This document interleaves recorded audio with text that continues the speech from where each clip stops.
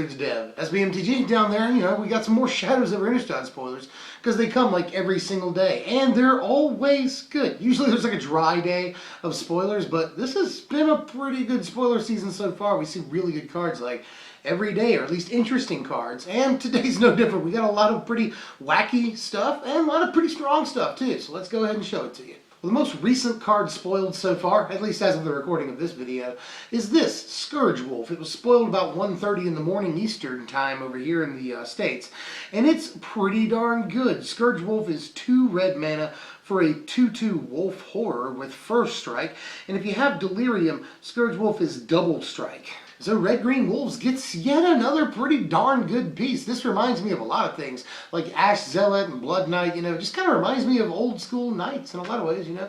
2 mana of its respective color, 2/2 first strike, and this one can get pretty awesome. Double strike is nice, but in like mono red aggro and even Red Green Wolves, it might be tough to get Delirium online. We're not really sure yet. This looks like a pretty solid card for the decks that want to play it. Not really sure again about mono red aggro, but Red Green Wolves, yeah, absolutely. It needed something exactly like this. Speaking of Red Green Wolves, next card I want to talk about is Howlpack Resurgence. It's a 3 mana enchantment that's 2 of anything and a green mana, and it has flash. That's pretty awesome, first of all. And each creature you control that's a wolf or a werewolf gets +1/+1 and has trample. An Anthem effect that can be used as a combat trick. You can sign me up for that right now. And a lot of people are lamenting that this is not a creature, you know, and I get that. You want to fill your curve out with things that can actually deal damage, but the fact that this is an enchantment actually makes it much harder to remove, much harder for them to deal with, so there's that. Also like that it's a tribe-specific Anthem, you know. I've liked the innovative design on the lords that we've seen for the tribes so far, but I've really kind of missed everything gets +1/+1, you know? And I'm glad that we see that here. I also like how well this works with Silverfur Partisan and Arlen Cord, you know? They both give you wolf tokens, and with this thing, they're 3/3s. That's nothing to sneeze at. Next thing I want to talk about is drawing a lot of discussion, but it's mostly, you know, hate-based. I totally understand why, but we'll talk about the card. This is Fevered Visions. It's yet another 3 mana enchantment. That's 1 of anything, a blue and a red, and at the beginning of each player's end step, that player draws a card. If that player is your opponent and has 4 or more cards in hand, Visions deals 2 damage to them.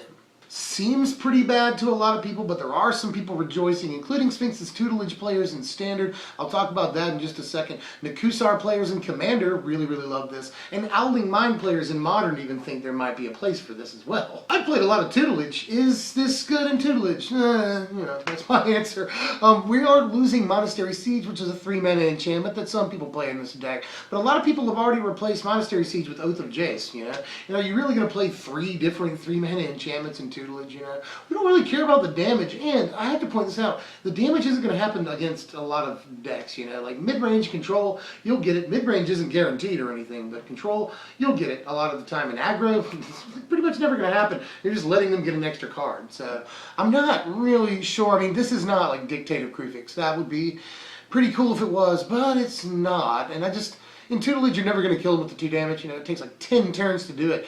And that's assuming that they have 4 or more cards in their hand every single turn, you know. That is something people are confused about. It's like, some people think that it's 2 damage for each card over 4. No, it just deals 2 damage flat, no matter how many cards above 4 they have, or 4 or more.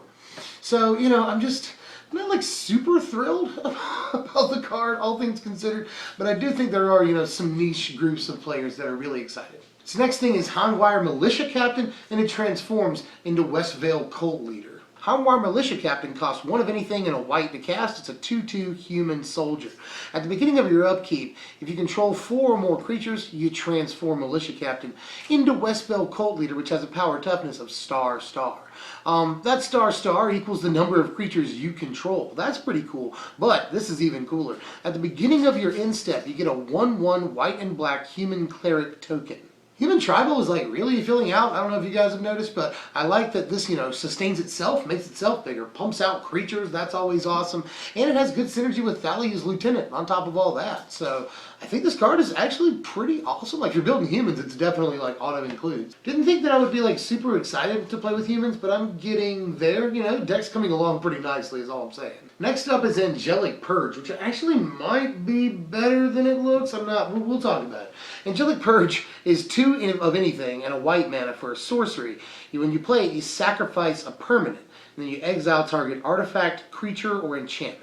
This takes out like a pretty large spread of things, and sometimes sack outlets can be pretty good, you know? We see sack outlets in Standard already, and sacking a permanent is actually kind of nice, you know? You can sort of set up for Delirium strategically that way, so that seems good. It's like Oblivion Ring and Bone Splinters had a baby. I kind of like that about it, you know? One thing I want to know is, again, I'm going to call out Pauper players, is this a good card in Pauper, you know? Next thing up has drawn a lot of hate, actually, probably more than any card so far spoiled today, but let's go ahead and take a look at it. This is Goldknight Castigator. It's 2 of anything and 2 red. For an angel, it's a 4/9 with flying and haste. And if a source would deal damage to you, it deals double that damage to you instead. Right? If a source would deal damage to Goldknight Castigator, it deals double that damage to the Castigator also instead. Again, a lot of people saying that this is awful, but I'm going to play devil's advocate because that's what I'd like to do. First thing I need to point out is that a 4-power evasive haster on turn 4 just screams aggro finisher to me, you know? And like Thunderbreak Regent and Pied and Karan are probably better cards for some decks, but nothing says like pure speed like this. This will probably be the fastest 4-drop in Standard, so if you're building just pure mono red hit their face as quickly as possible, this may actually make the cut. It's immune to things like Grasp of Darkness and Languish, which are both very, very popular cards in the format, to say the least. And if you're about to take a buttload of damage off of like a swing or a big, you know, direct damage spell, just sack it to a Bone Splinters or an Antuco Husk, or like best case scenario, sack it to Alien, gain 9 life. And one more thing, for the next few months, Assault Formation is still in the format. So yeah, red-green Assault Formation with like this and Crater Elemental, that's probably at least tryable. All in all, this does look pretty terrible in like a mirror match, you know, but against like Control, once you resolve it, it actually looks pretty good because it's going to beat like some of the removal in their deck. So definitely is maybe at least. Next thing here, another red card, is Avacyn's Judgement. It is 1 of anything and a red for a sorcery with Madness, X, and a red. Avacyn's Judgement deals 2 damage divided as you choose among any number of creatures and or players. And if its Madness cost was paid, it deals X damage divided any way you choose among creatures and or players. Okay, I kind of do like this. It can kill 2 Hangerback Walker tokens or 1 Jace. It can kill a Falcon Wrath Gorger and an Asylum Visitor at the same time. It can just do 2 to the face or to a Planeswalker, remember that. And when played with Madness, this just becomes a better fireball, you know? You don't have to pay the extra mana to split targets. So, seems pretty good. Better Twin Bolt is probably good, you know? I kind of was on the verge of liking Twin Bolt anyway, but this just seems much, much, much, much better. And there's super secret tech with this and red-green wolves, because if you have like a Silverfur Partisan out, then you can play this and deal like 1 damage apiece to 2 of your wolves. They stay alive, and you get, you know, you net 2 wolves out of that equation. So seems that's something at least worth mentioning. Well, that's all I got for you today. A lot of interesting stuff spoiled as usual. We'll see what else we get as the set moves on here. We're already halfway through. I should say, like, we're only halfway through. It seems like we've seen a lot of really, really good stuff so far. We've seen like 16 mythics or something. So, I mean, who knows? We've seen 4 Planeswalkers, 16 mythics, you know.